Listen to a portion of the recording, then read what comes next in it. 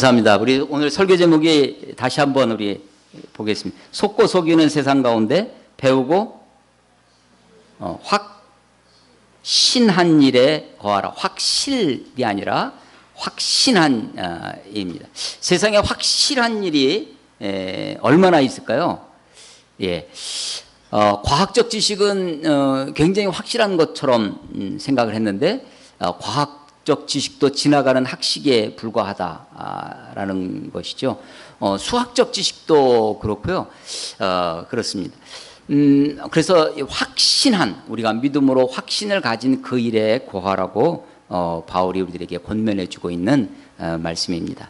디모데 후서 말씀을 우리가 같이 보았는데, 디모데 후서는 바울의 13개의 서신, 13개의 편지 중에 후기 서신, 마지막 서신에 해당됩니다.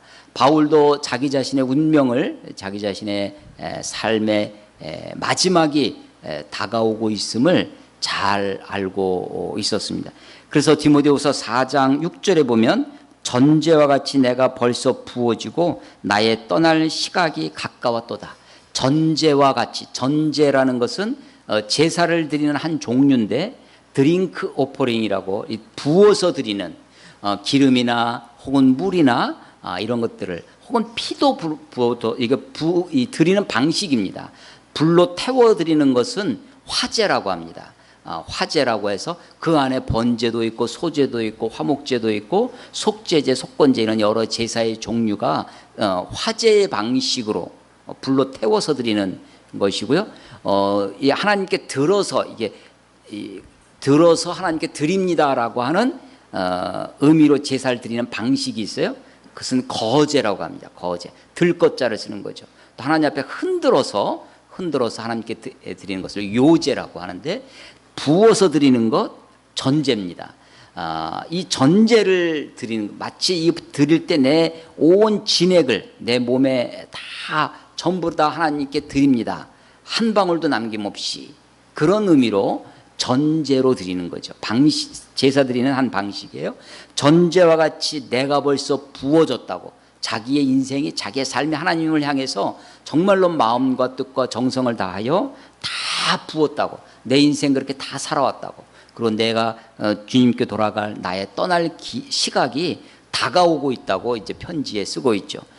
디모데후서 4장 7절에 보면 나는 선한 싸움을 싸우고, 이제까지 그야말로 바울은 싸움을, 영적 전쟁을 그냥 골방에 안 들어가서 기도하는 그런 영적 전쟁이 아니라 실제로 1차, 2차, 3차 전도 여행을, 그 당시 소아시아와 지금의 터키 일대죠. 그리고 유럽, 그리스 지역을 그렇게 다 돌아다니면서 비행기 타고 버스 타고 하는 것이 아니라 걸어서 그렇게 전도 여행을 다녔죠.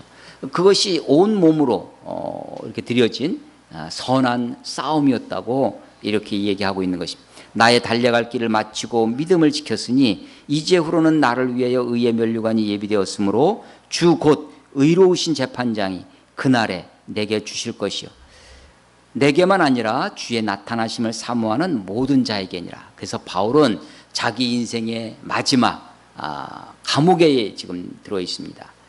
투옥되어 있죠. 바울이 감옥에 2번 투옥됐는데, 한 번은 3차 전도여행 마치고 예루살렘에서 체포돼서 로마 감옥에 들어갔었습니다. 그때 편지를 4권을 썼었다고 그래요. 옥중서신이라고 하는, 에베소서, 빌립보서, 골로새서, 빌레몬서. 그러나 이 편지 옥중서신에서는 비록 자기가 감옥에 있지만 자기가 풀려나서 다시 너희들을, 성도들을 만날 희망과 소망이 그 편지 속에 있었습니다. 그 중에 옥중서신 중에 하나, 빌립보서라는 책은 내가 기뻐하니, 자기가 비록 감옥에 있지만 너희도 기뻐하라, 다시 말하노니 기뻐하라. 그래서 기쁨의 서신이라는 별명이 붙을 정도로 옥중에 쓴 빌립보서도 그렇고요. 에베소서는 우리들의 구원과 교회론, 교회에 대해서 잘 가르쳐주고 있는 그런 책이기도 합니다. 그런데 이 디모데 후서를 쓸 때는 다시 석방됐다가 네로 황제의 박해 때 다시 투옥이 돼서 이제 그의 마지막을 지금 예견하고 있는 그런 가운데 편지를 쓰고 있다라고 지난주에 제가 설명을 좀 드렸고요. 그러면서 바울이 그 감옥의 상황을 설명하면서 사람들이 다 떠나가는 것입니다. 바울과 함께 했던 사람들이 많이 떠나가는데 1장 15절에 보면 아시아에 있는 모든 사람이 나를 버린 이 일을 내가 하나니, 많은 사람들이 버렸어요. 4장 10절에 보면 대만은 이 세상을 사랑하여 나를 버리고 데살로니가로 갔고 그레스게는 갈라디아로 디도는 달마디아로 갔고 누가만 나와 함께 있느니라. 바울이 지금 함께 있는 사람들이 다 떠나가고 바울을 추정하고 바울을 따라다니고 했던 사람들이 바울을 떠나가고 지금 누가만 남아있는 상황입니다. 그래서 이 마지막 옥중에서 자기 사랑하는 영적인 아들 디모데에게 편지를 쓰면서 디모데로 하여금 이 로마 감옥으로 오도록 그렇게 편지를 쓰고 있는 것입니다. 그래서 4장 9절에 보면 너는 어서 속히 내게로 오라는 거죠. 어떻게 오냐면 21절 4장 21절에 보면 너는 겨울 전에 어서 오라. 겨울이 다가오고 있어요. 오는데 몇 가지를 부탁합니다. 올 때 겉옷을 좀 가지고 와라. 감옥에서 겨울에 대비해서 추운 감옥을 대비해서, 그리고 4장 13절 내가 올 때 내가 드로와 가보의 집에 둔 겉옷을 가지고 오고 또 책은 특별히 가죽 종이에 쓴 것을 가져오라. 예, 겉옷하고 책을, 가죽에 쓴 책을 가져다 달라고. 그래서 바울이 지금 마지막 감옥에서 자기의 인생의 마지막을 예견하고 있으면서 사랑하는 아들, 영적인 아들 디모데에게 교회를 어떻게 돌봐야 할지, 목회에 관한 지침, 교훈을 주는 책이 바로 디모데 후서입니다. 오늘 이 디모데 후서는 이런 배경을 가지고 오늘 3장의 말씀을 우리가 또 좀 더 주목해 보려고 하는데, 3장 10절에 보시면 오늘 본문의 10절부터 읽었습니다. 우리말은 주어하고 이 목적어라든지 이런 것들이 가운데 있고 동사가 저 뒤에, 나는 학교에 갑니다. 나는 갑니다가 저 뒤에 갑니다. 근데 영어는 주어 바로 다음에 동사가 오거든요. 그래서 딱 주어가 뭐 했구나 라는 걸 먼저 알아요. 근데 우리말로 번역하다 보니까 이 동사에 해당되는 게 저 뒤에가 있어요. 그래서 이 문장을 이해할 때 10절 봐보세요. 10절 나의 교훈과 행실과 의향과 믿음과 오래 참음과 사랑과 인내와 박해를 받음과 고난과 또는 안디옥과 이고니온과 루스드라에서 당한 일과 어떠한 박해를 받은 것을 내가 과연 보고 알았거니와. 예, 이 지금 네가 알았다 이렇게 시작하는 거예요. 영어 성경을 읽으면 이게 확실하게 아주 딱 들어오는 you know, 네가 알고 있다. 이러이러한 것을 지금 앞에서 제가 빨리 읽은 부분이 있잖아요. 나의 교훈과 이 행실과 의향과 이런 것들을 쭉 네가 잘 알고 있지 않냐. 네가 내 삶의 증인이 아니냐. 네가 알다시피 이런 거예요. 디모데에게 네가 사실은 바울의, 제가 군대 생활을 이제 장교로 했는데요. 장교로 하다 보니까 밑에 우리 소대원도 있었고 나중에 중대원도 있고 대대 연대 참모할 때 부하 병사들이 있죠.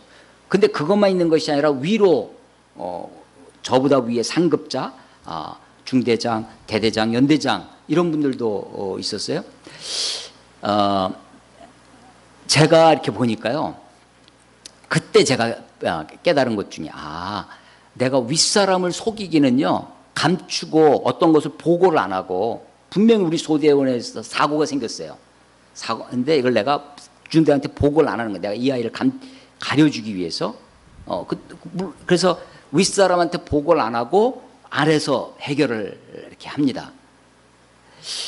그래서 중대장 모르게, 대대장 모르게 어떤 일이 벌어지고 그것이 그냥 조용히 지나가는 일도 많이 있었어요. 일일이 다 보고를 안 하는 거죠.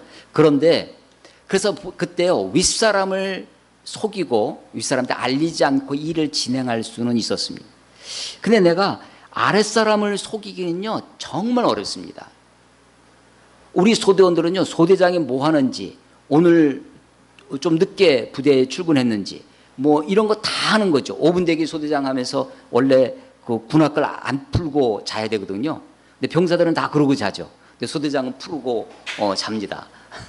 근데 나중에 비상 걸리면 병사들 막 그 나가는 사이에 저는 묻고 나가서 딱 집합 보고하면 되거든요. 이 병사들을 속일 수는 없어요. 위에 상급자는. 이 바울이 지금 자기의 제자 2차 전도여행 때부터 디모데를 전도여행에 합류해서 같이 전도여행을 다녔는데 그 누구보다도 디모데가 이 바울의 증인이라는 것입니다. 그래서 디모데에게 지금 네가 알다시피 네가 나를 잘 아는데 내가 어떻게 가르쳤는지 10절 나의 교훈과 바울이 어떻게 가르쳤는지 디모데는 다 듣고 있는 거죠. 행실 이것은 내가 살아온 인생의 길 My way of life입니다. 그러니까 어떤 행동 네 행실이 왜 그러냐 우리말은 그렇게 쓰지만 이 행실은 바울의 삶을 아는 거예요. 삶의 족적을 어떻게 걸어왔는지를 디모데가 알고 있는 겁니다. 따라다니면서 다 보고 듣고 했던 거죠. 의향 네 의향이 어떠냐 우리는 이렇게 얘기하는데 이게 purpose 목적입니다. My purpose 바울이 어떤 삶의 목적을 가지고 살아왔는지를 디모데가 잘 알고 있다는 거예요. 나의 교훈과 행실과 의향과 믿음과 오래 참음과 사랑과 인내와 박해를 받음과 고난과 또한 이제부터 구체적으로 나옵니다. 안디옥, 이고니온, 루스드라에서 당한 일 그런 지방에서 그런 도시에서 당했던 일들 어떠한 박해를 받은 것을 네가 과연 보고 알았거니와 네가 실제로 보지 않았느냐 다 안다는 거죠. 디모데가 바울의 삶의 증인입니다. 그래서 그런 디모데에게 바울이 자기의 삶을 걸고 얘기하는 겁니다. 자기가 이제까지 살아온 것을 그 고난의 길을 그 박해의 길을 잘 알고 있습니다. 그러니까 요 10절 11절은 어떻게 보면 바울의 간증의 축약입니다. 바울의 삶의 축약이에요. 기독교 우리 한국 현대 교회의 문화 중에 하나가 이 교회는요. 교회는 복음도 있지만 문화도 있어요. 교회의 문화가 곧 진리는 아닙니다. 교회가 가지고 있는 여러 가지 문화가 있어요. 교회가 행하는 어떤 습관이 있습니다. 관습이 있고 관례가 있는데 그것이 그 관례라든지 관습이라든지 어떤 교회의 전통이라든지 그 속에 복음 진리가 그 속에 있겠죠. 근데 그 관습, 문화, 전통을 그것을 진리라고 생각을 하면 착각이죠. 그것은 오해입니다. 그래서 복음과 문화를 분리해서 생각해 볼 수 있어야 하는 것이죠. 문화는 얼마든지 우리가 수용할 수 있습니다. 문화는 얼마든지 우리가 바꿀 수 있겠죠. 그러나 우리가 바꿀 수 없는 것이 있다면 그것은 복음이고 진리일 것입니다. 바울이 지금 자기의 삶의 이야기를 쭉 하는 거예요. 간증처럼 하는데 아주 축약이라고 그랬어요. 우리 기독교 문화 중에 하나가 간증 문화가 있습니다. 가만히 보면요. 간증이 굉장히 파워가 있습니다. 간증이 사람들을 감동을 주기가 쉬워요. 실제 사례. 그런데 이 간증 문화는 어디에서 더 잘하냐면 영업하는 회사에서 잘합니다. 영업하는 회사에서 보험회사에서 보험 직원들 이게 동기부여를 하기 위해서 성공 사례 막 발표합니다. 뭐 여러 가지 여러분 이렇게 네트워크 마케팅이라고 하는 그런 막 저녁 때마다 퇴근하면 저녁 때마다 우리 부흥회 하듯이 모임을 합니다. 사람들 모아놓고 성공 사례 막 발표하고 쫙 이렇게 해서 지금 뭐 무슨 이렇게 스타로 막 등급이 올라가서 로얄이 되고 뭐가 됐더니 이 사람이 이렇게 됐다. 성공 사례를 발표해요. 그러니까 기독교식으로 얘기하면 그게 간증입니다. 그런데 그 한 사람은 성공할런지 모르지만 수많은 사람들은 사실은 소위 많은 어려움 처하고 있는 것들을 우리가 보게 되죠. 간증도 우리 기독교 문화의 간증도 그런데 간증을 우리가 들을 때 잘 들어야 되고 간증을 선별해 들을 수 있고 그 가운데 하나님이 행하신 일, 하나님 어떤 분인지를 지혜롭게 들어야 할 것입니다. 바울의 서신 중에 바울의 간증이 있는데요. 바울의 간증 보면 굉장히 축약적입니다.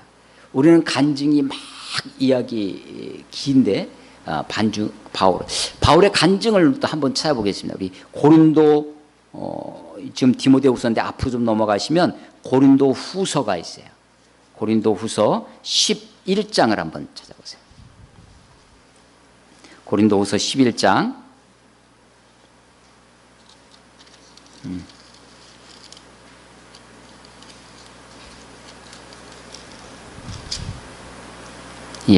고린도서 11장 22절 11장 22절 보세요.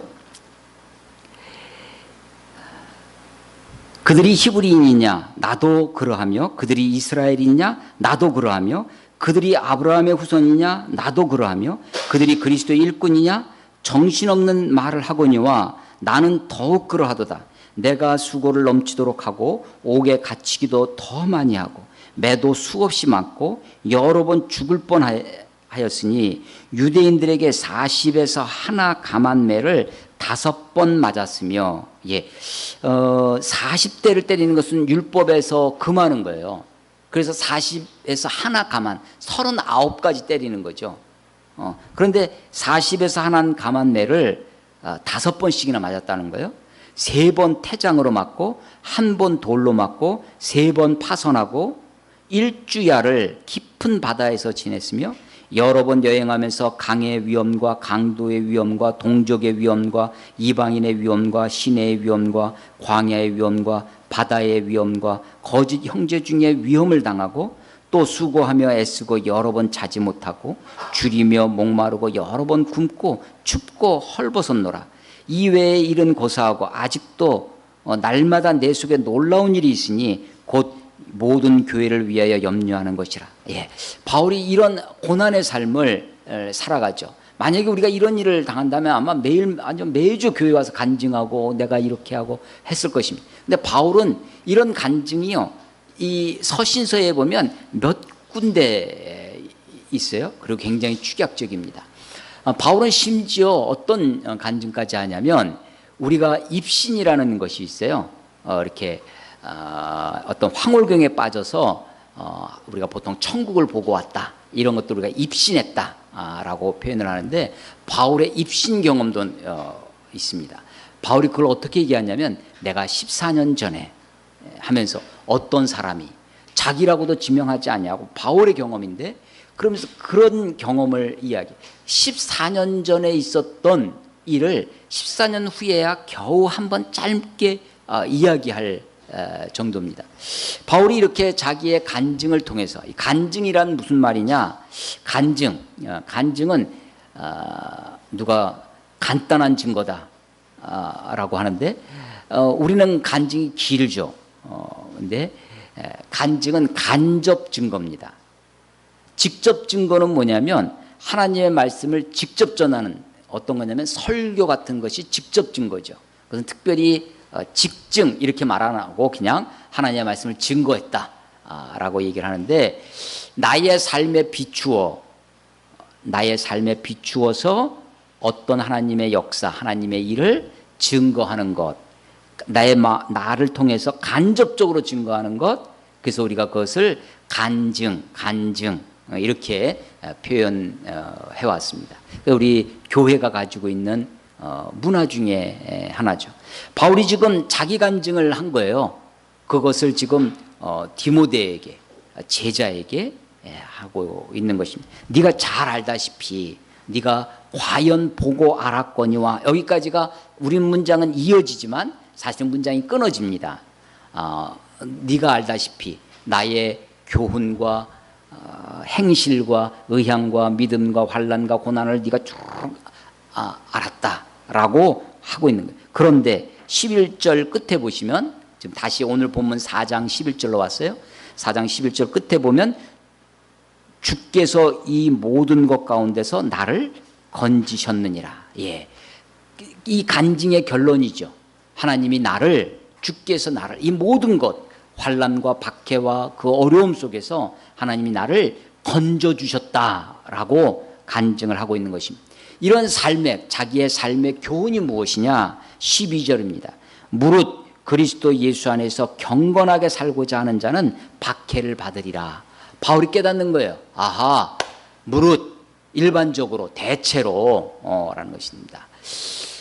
무릇이라고 하는 이 단어를 쓰고 있는 걸로 봐서 와서 이것이 꼭 그렇지만은 100% 그런 것은 아니지만 일반적으로 그리스도 안에서 경건하게 살고자 하는 자는 박해를 받는다라고 하는 것입니다.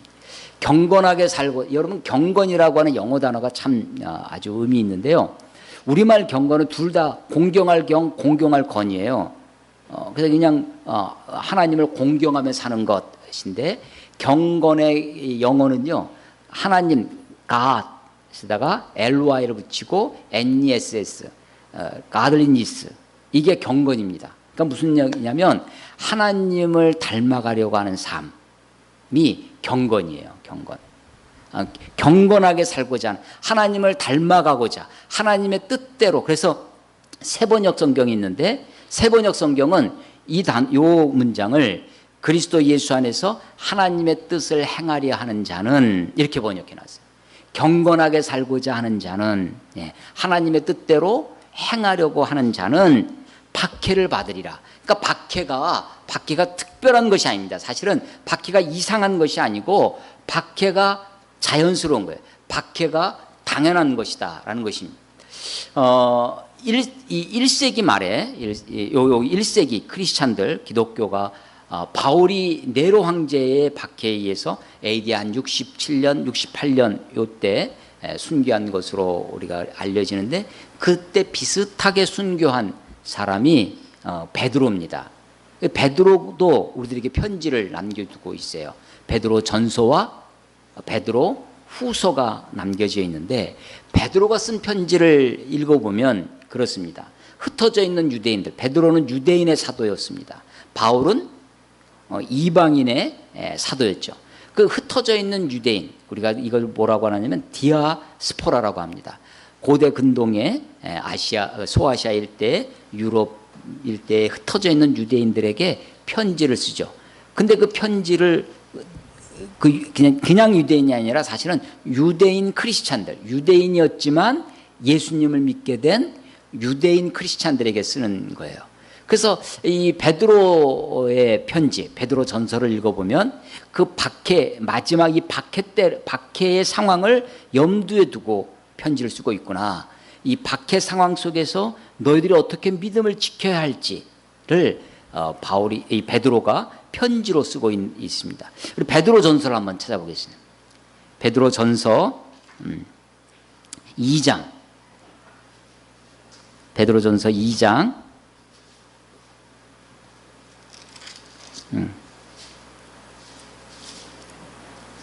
2장 20절. 2장 20절. 죄가 있어 매를 맞고 참으면 무슨 칭찬이 있으리요. 그러나 선을 행함으로 고난을 받고 참으면 이는 하나님 앞에 아름다우니라. 이를 위하여 너희가 부르심을 받았으니 그리스도도 너희를 위하여 고난을 받으사 너희에게 본을 끼쳐 그 자취를 따라오게 하려 하셨느니라. 이를 위하여, 고난을 위하여 부르심을 받았다는 것이다. 그러니까 이것을 고난으로의 부르심입니다. 이것을 위해서 그리스도도, 우리 주님도 고난을 받으셨고 본을 보여주셨어요. 예수님의 십자가의 고난의 본을, 샘플을 보여주신 거예요. 그래서 그 자취를, 그 뒷길을 따라오게 하셨다는 것입니다. 4장을 보겠습니다. 베드로전서 4장 12절. 사랑하는 자들아, 너희를 연단하려고 오는 불시험을 이상한 일 당하는 것 같이 아니 어떻게 내가 예수님을 이렇게 열심히 믿는데 나에게 이런 고난이 오는가? 나는 경건하게 살려고 하는데, 아니 하나님의 뜻대로 살려고 하는데 왜 이렇게 불시험이 나에게 오느냐? 그걸 이상하게 여기지 말라는 것입니다. 13절. 오히려 너희가 그리스도의 고난에 참여하는 것으로 즐거워하라. 고난에 참여하는 것으로 즐거워하라는 것입니다. 하나님이 나를 어여삐 여기시고 하나님이 나를 이 시험을 감당할 믿음으로 여기셔서 이 시험을 주시는 것, 이 고난을 주시는 것을 오히려 기뻐하고 즐거워하라는 것입니다. 16절, 만일 그리스도인으로 고난을 받으면 그리스도인으로 고난을 받는 거예요. 그러니까 우리가 다른 세상 죄를 범해서 나쁜 일에서 고난을 받는 것은 고난이 아닙니다. 그건 고생입니다. 그건 당에 싼 거죠. 빨리 회개하고 돌이켜야 되는 것인데, 그리스도인으로 고난을 받으면 부끄러워하지 말고 도리어 그 이름으로 하나님께 영광을 돌리라. 예, 고난에 대처하는, 고난을 당했을 때 그리스도인이 어떻게 살아야 할지를 베드로가, 그래서 1세기 기독교의 정서, 소위 초대교회의 그리스도인들의 그 당시 사도들의 교훈을 바울이나 베드로나, 아니 요한계시록도 마찬가지입니다. 요한계시록도 마지막, 신약성경의 마지막 책도 마지막에 하나님의 심판이 있는데 그 심판 앞에 네가 어떻게 믿음을 지키며 살아갈 것인가 라는 것을 격려하는 책이죠. 배교하거나 변절하지 아니하고 하나님 앞에 믿음을 지키는 사람들에 대한 격려의 책이 될 것입니다. 자, 다시 우리 디모데후서, 우리 오늘 본문으로 와보겠습니다. 바울이 지금 간증을 했어요. 네가 알거니와 내 교훈과 내가 너희가 어떻게 가르쳤는지, 내가 어떻게 인생을 살아왔는지, 나의 행실과 나의 의향과 내가 어떤 삶의 목적을 가지고 살았는지 네가 다 알고 있지 않느냐. 그런데 하나님이 나를 그 모든 곳에서 건져냈다. 그런데 보니까 무릇 하나님 앞에서 경건하게 살고자 하면 이런 핍박이 다 있는 것이다. 그런데 세상은 어떠하느냐. 13절입니다. 악한 사람들과 속이는 자들은 더욱 악하여져서 속이기도 하고 속기도 하나니. 예, 그렇습니다. 오늘 설교 제목이 중에 하나가 속고 속이는 세상 가운데라고 설교 제목을 잡았는데, 세상이 그럽니다. 속고 속이, 이게요, 얼마나 우리가 이게 속고 속이는 불신의 세상이 팽배한지 알 수 없습니다. 믿을 신자, 한자의 믿을 신자는 사람 인변에 말씀 언을 쓰면 믿을 신자예요. 사람의 말은 믿을 수 있죠. 개말, 개는 소리라고 해야 되죠. 개소리. 이건 무슨 말인지 알 수가 없어요. 그러니까 믿을 수가 없습니다. 그러니까 사람이 하는 말은 알아듣잖아요. 그러니까 믿을 수 있었어요. 그래서 사람의 말은 믿을 수 있다 해서 믿을 신자를 썼는데, 요즘은 어떻게 하냐면, 야, 그 말을 어떻게 믿어? 다 증빙소리 내려갑니다. 심지어는요, 교회도 마찬가지예요. 교회도 뭘 하면 다 증빙서류 냅니다. 교회들끼리도 증빙서류 내고 하는, 사람의 말을 믿을 수 없다는 거죠. 우리가 지금 정보통신 사회 시를 통신, 서로 통하는 거죠. 그때도 신자가 믿을 신자를 쓰는 거예요. 믿음이 기초가 되지 않으면 사실 이 통신이 될 수 없는 거죠. 정보할 때, 정보통신할 때 정보의 정자는 우리 정을 주고받아 할 때 정자예요. 근데 이 정보통신 사회가 되면서 점점 정이 없는 세상이 돼가고 있잖아요. 속고 속이는 세상입니다. 제가 지금 최근 몇 년 동안에 특히 이제 박근혜 대통령이 탄핵으로 이제 물러나고 새로운 정부가 들어서서 소위 진보 정권이라고 하는 정권이 우리가 시대를 맞이하고 있는데, 그때도 그렇지만 탄핵 그 이전에도 그렇지만 지금도 사실 저에게 쏟아지는 정보들에 보면 과연 이것을 믿을 수 있는가, 어떤 정보를 믿어야 하는지, 소위 우리가 가짜 뉴스라고 하는데, 이런 것들이 너무나 팽배한, 그래서 정보를 취득하고 정보를 선별하는 것이 굉장히 어려운 시대, 쏟아지는 정보에 대해서, 그래서 그것을 이용하려고 하는 것이 소위 댓글 사건 그런 거 아니겠어요? 그 사람들의 정보를 조작해서 사람들로 하여금 오도하게끔 그렇게 하는 거죠.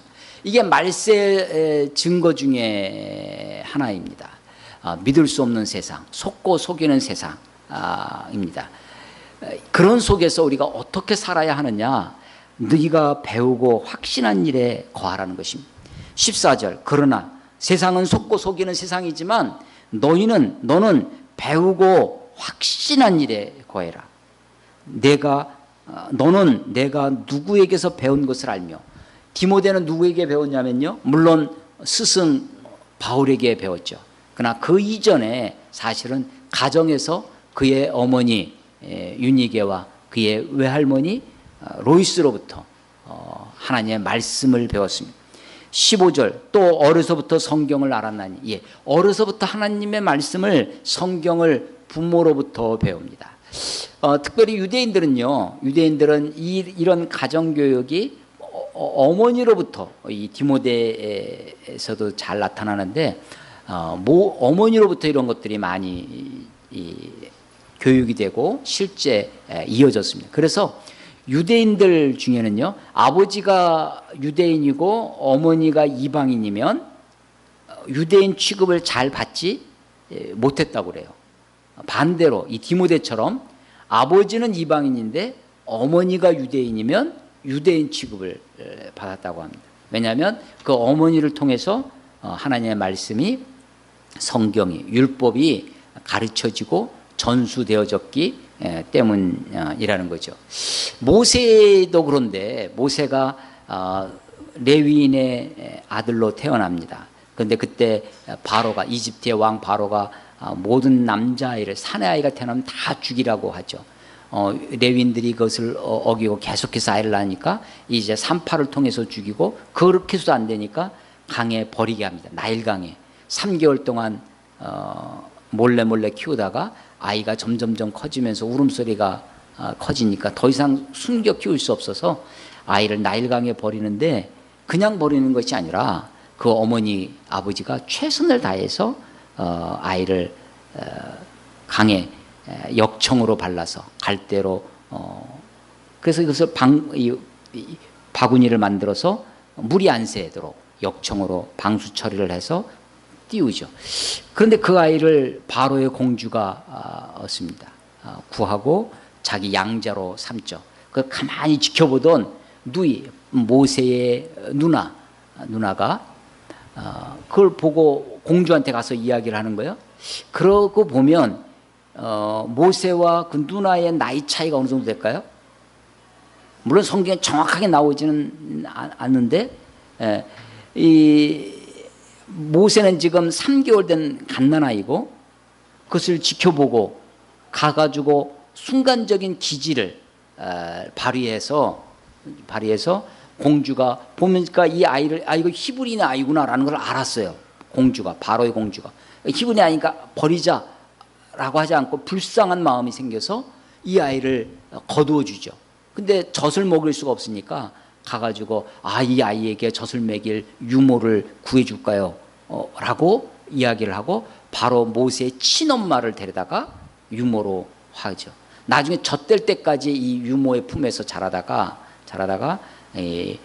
애굽의 바로의 공주의 아들로 양자로 살아갑니다. 그 젖되는 데까지, 현대인은 뭐 한 돌 되면 다 젖을 떼지만 고대는 젖을 굉장히 오래 먹었어요.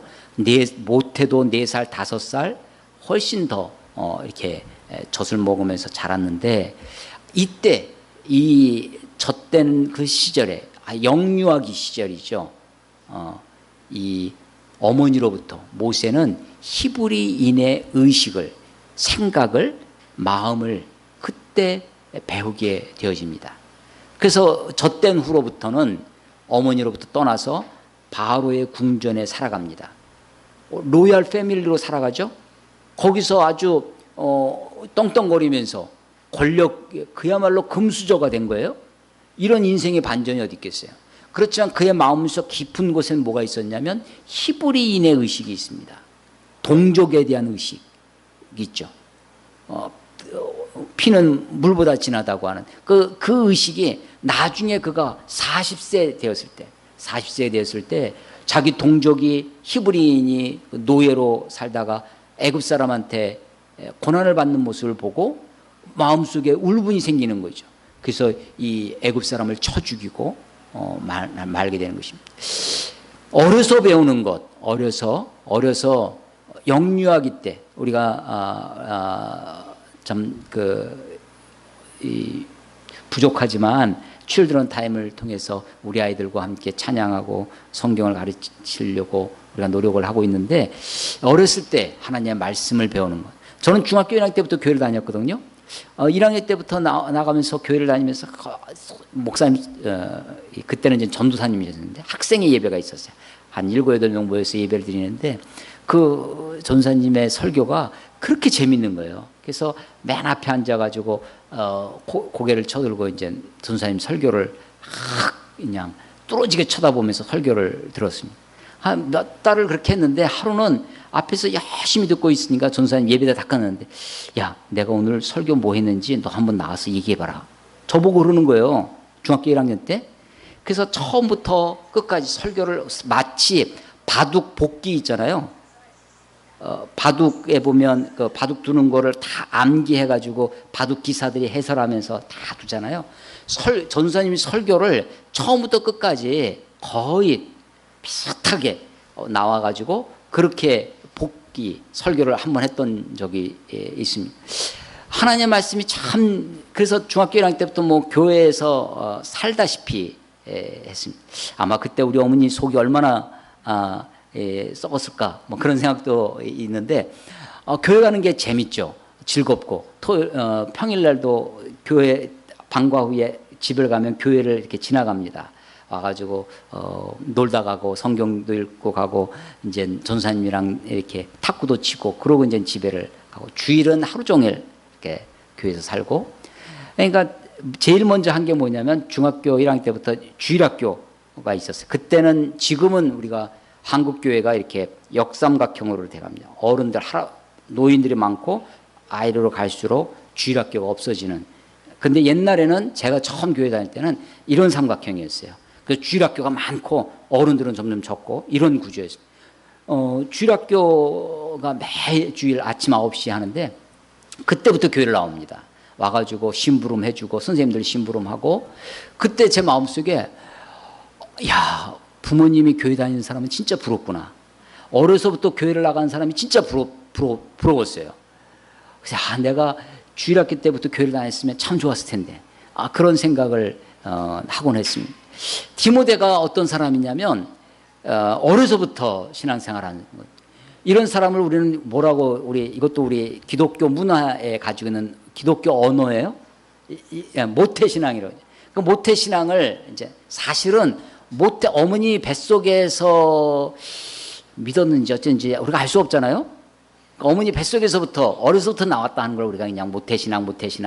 근데 이 모태신앙은 교회에서 뭘 좀 야 이거 좀 해라 그러면 나 못해 하는 모태신앙이라 돼버리기도 하고 모태신앙이 어렸을 때 늘 교회 문화 속에 자라다 보니까 그냥 뜨뜻미직직한 그런 신앙에 사람들이 많이 있는 것도 보게 됩니다.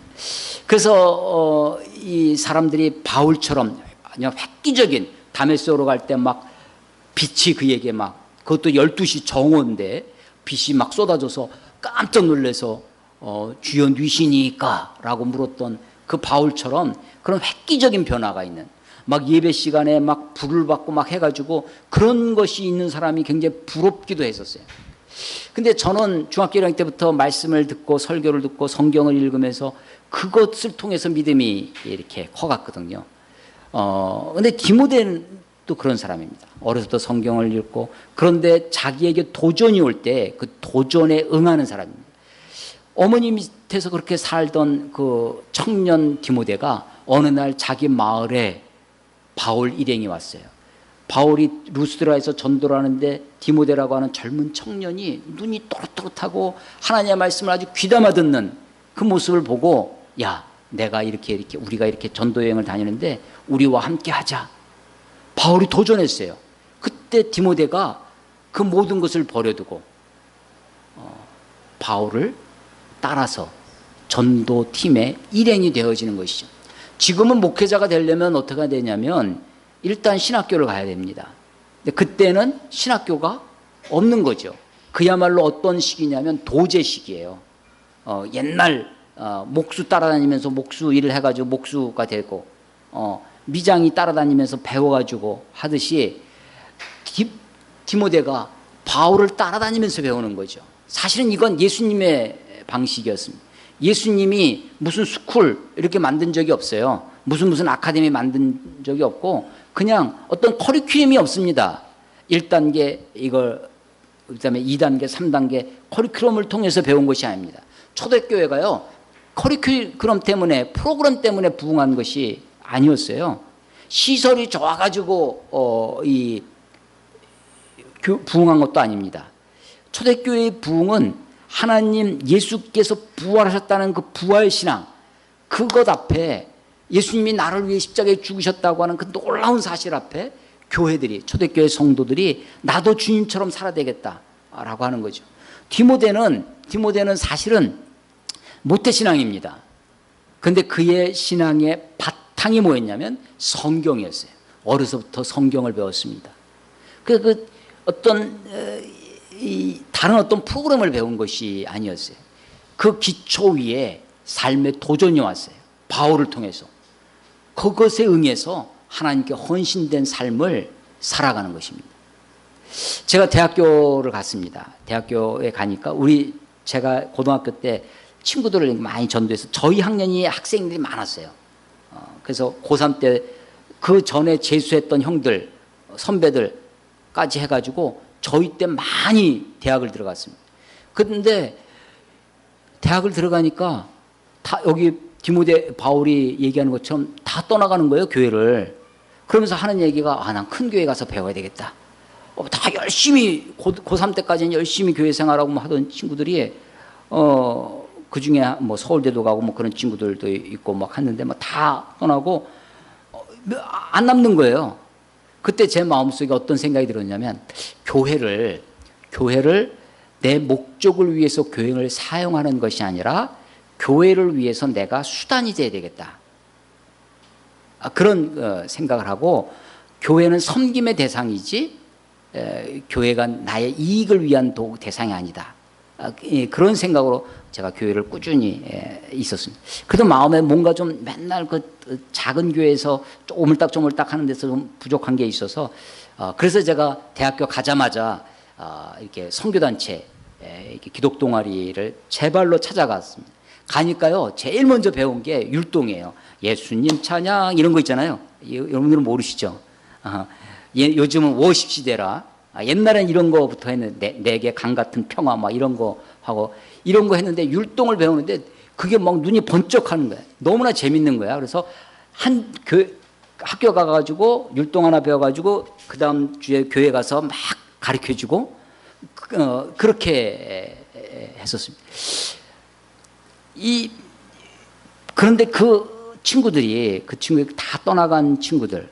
그래서 나중에 이 대학교에 와서 보니까 큰 교회 다니던 친구도 있어요. 저는 조그만 교회에서 계속 생활했고 큰 교회. 그때 뭐 여의도 순복음교회 청년부 회장도 있었고 막 이런 친구들이 있었는데 가만히 보니까 굉장히 스킬이 많아요. 아주 다양한 지식과 정보를 가지고 있습니다. 그런데 어떤 공동체를 섬기고 사람들을 사랑하고 성경을 붙들고 씨름하는 것이 저렇게 신앙생활해서는 안 되겠구나. 어떤 한 부분은 잘 알아요. 근데 교회가 어떤 것인지 하나님이 어떤 분인지 그래서 제가 한 2, 3년간 그런 친구들을 옆에서 지켜보면서 신앙은 그렇게 하는 것이 아니구나 라는 것을 알게 되었습니다. 바울이 디모데에게 네가 15절에 4장 어려서부터 성경을 알았나니 성경은 능히 너로 하여금 그리스도 예수 안에 있는 믿음으로 말미암아 구원에 이르는 지혜가 있게 하느니라. 그렇습니다. 성경은 우리들로 하여금 구원에 이르는 지혜가 있게 합니다. 이 구원이 어떤 구원이겠습니까? 구원과 비슷한 단어를 11절에서 찾을 수 있어요. 11절 끝에 보면 주께서 이 모든 것 가운데서 나를 건지셨느니라. 구해줬다는 거죠. 세이브. 건져줬다는 것입니다. 물에 빠진 것을 건지는 것이 구원이죠. 그런데 이 구원이 어떤 구원이냐? 물론 바울이 많은 박해와 어려움과 고난과 핍박 속에 있었습니다. 하나님이 그때마다 살려주시고 건져주시고 그를 구원해 주셨어요. 그런데 마지막 이 디모데 후서를 쓰던 로마 감옥에서는 그를 건져주시지 않았습니다. 그는 거기서 순교하게 되어집니다. 그러니까 이 구원은 물리적인 구원이 아닙니다. 바울은 이 성경이 우리들에게 구원에 이르는 지혜가 있게 하느니라 할 때 이 구원이 어떤 구원일까? 물론 우리의 삶에서 어떤 지혜를 얻을 수 있어요. 성경을 읽으면서 내가 이렇게 살아야 되겠구나. 성경을 읽으면서 내가 어떻게 행해야 되겠구나 라는 삶의 지혜도 얻을 수 있지만 그것이 성경이 말하고 하지 않은 본래는 아니다. 구원에 이르는 때 이 구원은 우리의 영혼의 구원입니다. 4장을 한번 가보세요. 디모데후서 4장 18절. 4장 18절. 주께서 나를 모든 악한 일에서 건져내시고, 그랬죠? 아까 간증에 그랬잖아요. 모든 악한 일에서 건져내시고 또 그의 천국에 들어가도록 구원하시리니, 건져낸다는 말이랑 구원이라는 단어가 같이 있어요. 물론 우리의 삶에서 건져내십니다. 하나님 우리를 도우실 것입니다. 그러나 그것이 전부가 아닙니다.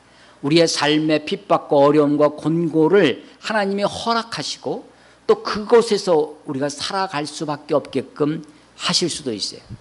그러나 이것은 우리들의 궁극적 구원의 목적은 아닙니다. 하나님은 우리들을 그의 천국으로 들어가도록 구원하실 것입니다. 성경은 우리들에게 구원에 이르는 지혜가 있는 책입니다. 왜 이런 지혜가 있을 수 있냐면 다시 3장 16절입니다. 모든 성경이 한두 권이 아니에요. 성경은 모두 66권입니다. 그래서 모든 성경은 하나님의 감동으로 된 것이기 때문에 그렇습니다.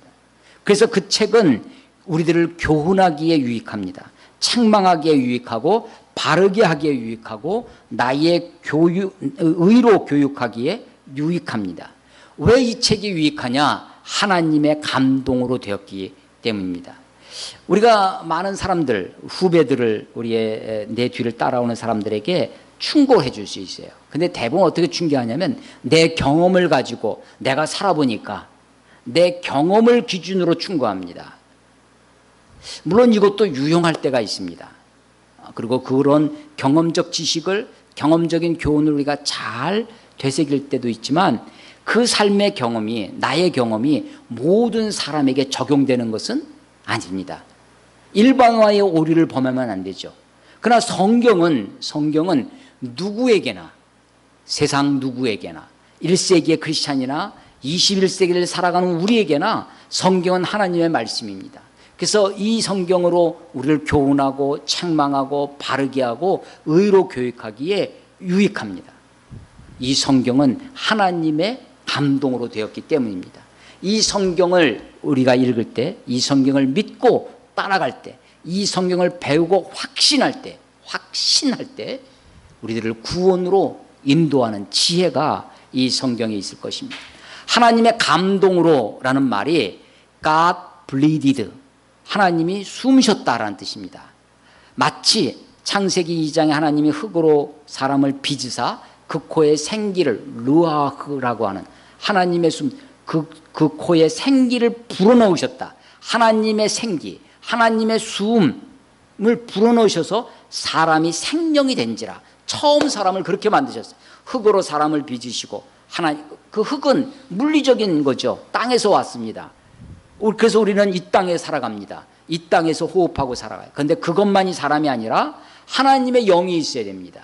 하나님의 생기가 있어야 사람이죠. 그래서 그 코에 생기를 불어넣으셨다. 하나님이 숨 쉰 거예요. 루아흐라는 겁니다. 하나님의 숨입니다. 하나님의 감동으로 된 것을, 이것을 우리가 교리적으로, 신학적으로는 뭐라고 하냐면 이걸 영감이라고 합니다. 하나님의 영감된 책. 성경은 하나님의 영감된 책이에요. inspiration, inspire, 안으로, spirit, 하나님의 정신을 넣어준 것이 영감입니다. 영감이. 그런데 영감은요, 자연 영감도 있어요. 요즘 우리 아들을 따라서 유희열의 스케치북을 조금씩 보고 있는데 거기에 보니까 어떤 가수가 나와서, 싱어송라이터가 나와서 하는 얘기 중에 카페에 앉아서 카페 알바를 했대요. 카페에 앉아서 비가 떨어지는데 그 비가 떨어지는 투둑투둑 떨어지는 소리에 영감을 얻어서 노래를 지었다는 거예요. 우리가 자연을 보고도 떨어지는 폭포수, 떨어지는 낙엽을 보고도 영감을 얻을 수 있습니다. 성경을 기록할 때 영감은 그런 영감이 아닙니다. 문학가들이, 소설가들이, 시인들이, 음악을 하는 사람들이, 그림을 그리는 사람들이 가지는 그런 영감이 아니에요. 성경은 하나님의 영감으로 되었다 할 때 우리는 이것을 옛날에 제가 처음 작은 교회에서 말하다가 대학교에 오니까 학교에 기독학생회를 통해서 선배들한테 막 듣는 게 있어요. 그런데 그때 배운 것 중에 하나가 눈에 번쩍 띄는 단어가 하나 있었는데 그게 축자 영감이라. 성경 1.1핵이라도 땅에 떨어지냐 하나님이 다 이루겠다. 축자 글자 하나하나를 추적하면서 하나님이 영감을 주셨다라는 것이 축자 영감이라는 겁니다. 아 그렇구나. 그렇게 믿었어요. 그래서 그렇게 배웠습니다. 그래서 축자 영감이구나. 그래서 하나님이 한 글자도 틀리지 않도록 하나님이 다 이루시는 거구나. 그렇게 배웠습니다. 근데 이 축자 영감이라는 것에는 이건 좀 교리적인 설명을 드리는 거예요. 모르셔도 됩니다. 근데 이 축자 영감을 배우다 보니까 어떤 것이 되냐면 마치 성경을 기록한 사람들이 받아쓰기 한 것 같아요.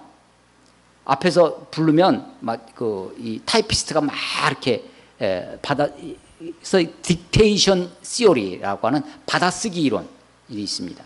그걸 다른 말로 하면 기계적 영감이라고 합니다. 기계적.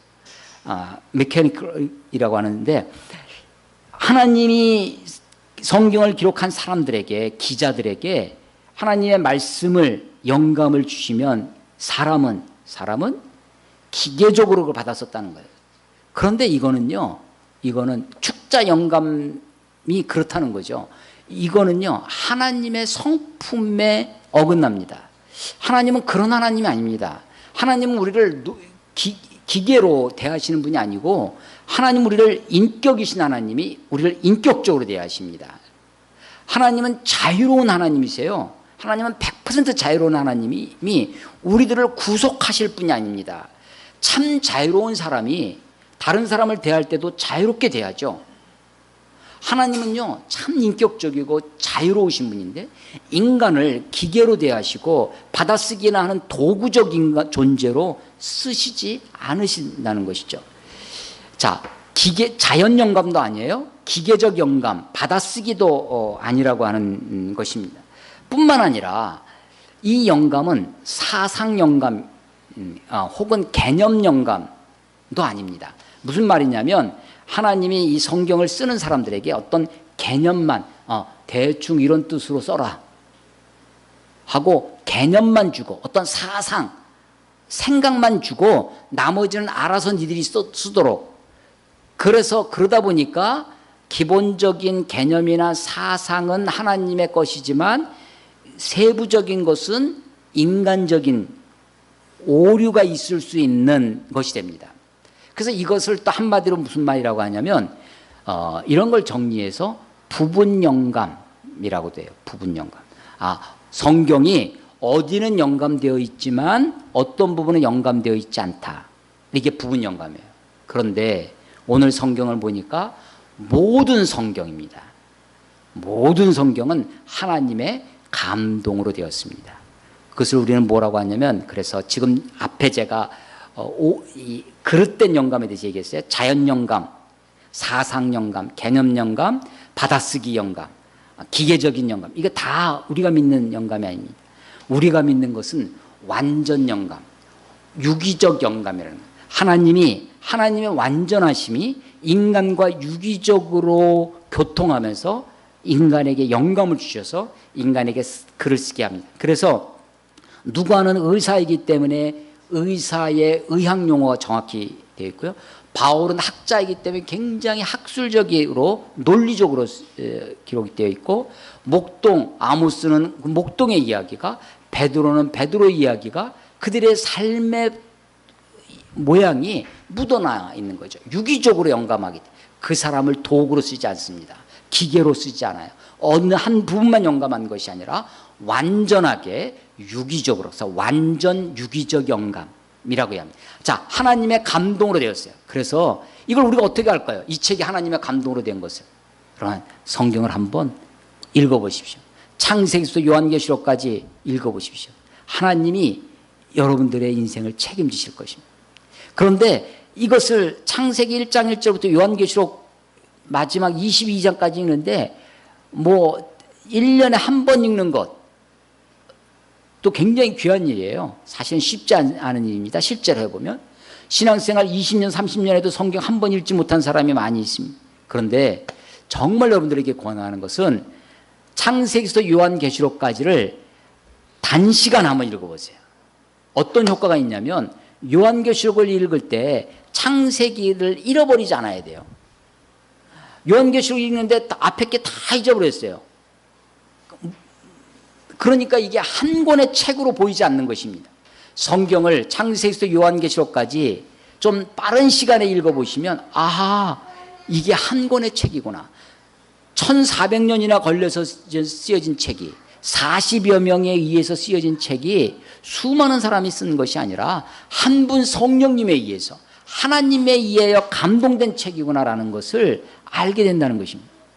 그래서 이 책이, 그래서 제가 참 안타까운 것은 그겁니다. 목회자로서, 담임 목사로서 안타까운 것은 주일 한두 번 빼먹는 것, 이것 물론 그것도 안타깝죠.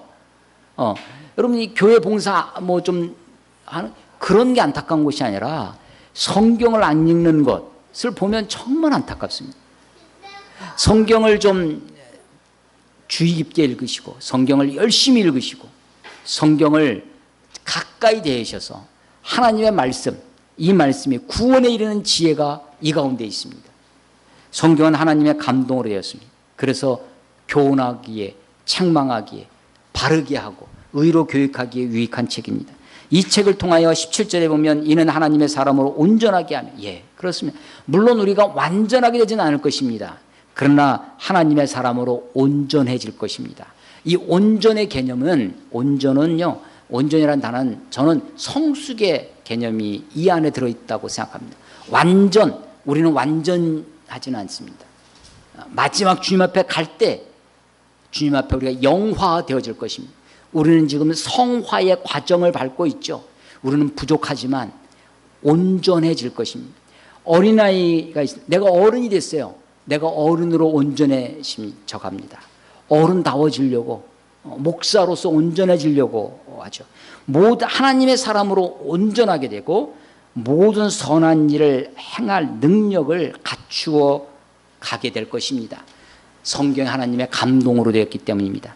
지금은 내가 하나님의 이 모든 선한 일을 다 행할 수 없어요. 능력이 좀 부족합니다. 그러나 하나님의 말씀을, 이 성경을 하나님의 말씀으로 알아, 하나님의 말씀으로 믿어, 하나님의 영감된 책, 하나님의 감동으로, 하나님의 숨결이 있는 책으로 믿고 이 말씀을 읽을 때, 이 말씀을 내가 받을 때, 이 말씀을 생명의 양식으로 알아 내가 먹을 때 이 말씀이 저와 여러분들을 온전하게 하고 모든 선한 일을 행하기에 준비된 자로 우리들을 갖추어 가실 것입니다.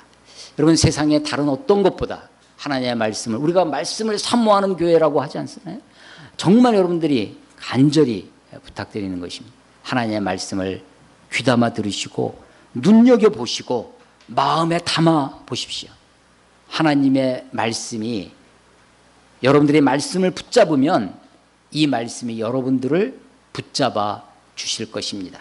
속고 속이는 세상 가운데 배우고 확신한 일에 거하기 위하여 우리들이 무엇을 배워야 되느냐? 하나님의 말씀을, 물론 어려서부터 배우면 좋지만 지금도 늦지 않았습니다. 지금부터라도 하나님 앞에 내가 어린 자이오니 라는 마음으로 하나님 말씀을 읽으시고 듣고 공부하고 마음에 새기는 저와 여러분이 되시기를 주의 이름으로 축원합니다. 기도하겠습니다. 하나님 아버지, 은혜를 감사합니다. 세상 그 어느 것보다 참으로 귀한 것 하나님의 말씀입니다. 유대인의 참 소중한 것이 있다면 그들이 하나님의 말씀을 받았고 그들이 우리들에게 말씀을 전달해 준 것입니다. 하나님, 그 어떤 것보다 기독교의 문화와 전통을 배우는 것보다 하나님의 말씀을 배우고 성경을 깨닫는 것만큼 소중한 것이 없사오니 하나님 사랑하는 주의 자녀들, 주의 백성들, 하나님의 아들, 딸들이 주의 말씀을 사모함으로 이 말씀 때문에 헐떡이며 살 수 있도록 사슴이 시냇물을 찾기에 갈급함같이 주의 뜻을, 주의 진리를 찾기에 갈급한 주의 백성들이, 하나님의 사람들이 다 될 수 있도록 주여 축복해 주시고 인도하여 주시옵소서. 세상은 온통 말세를 향하여 달려가고 있지만, 속고 속이는 믿을 수 없는 세상이지만, 하나님, 우리가 배우고 확신한 일에 거하는 주의 자녀들 다 되도록 하나님 인도해 주시옵소서. 예수님 이름으로 감사하며 기도드렸사옵나이다. 아멘.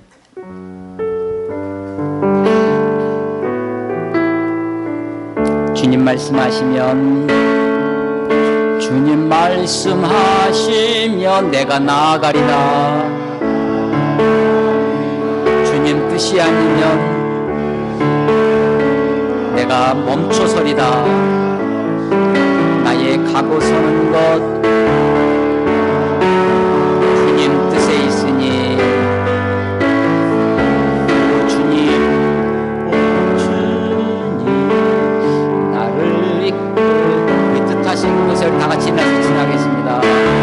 뜻하신 그것을 나 이끌어갑니다.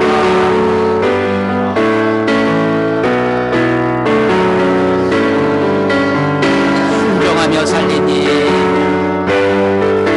연약한 내 영혼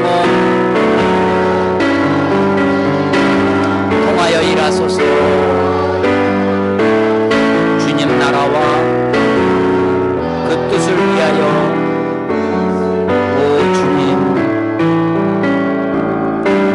오 주님 나를 이끄소서. 오 주님 나를 이끄소서.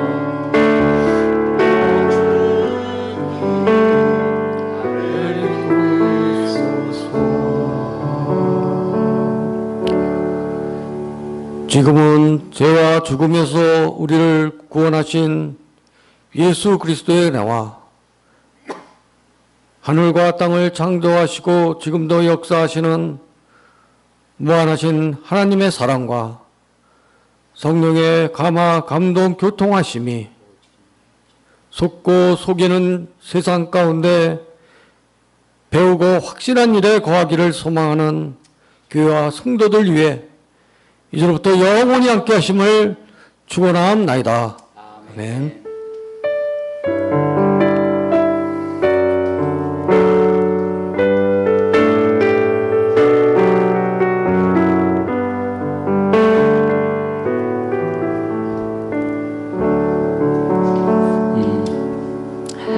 예, 감사합니다. 우리 예배를 마치고요. 우리 식사하시고 이렇게 교제하셨으면 좋겠고요.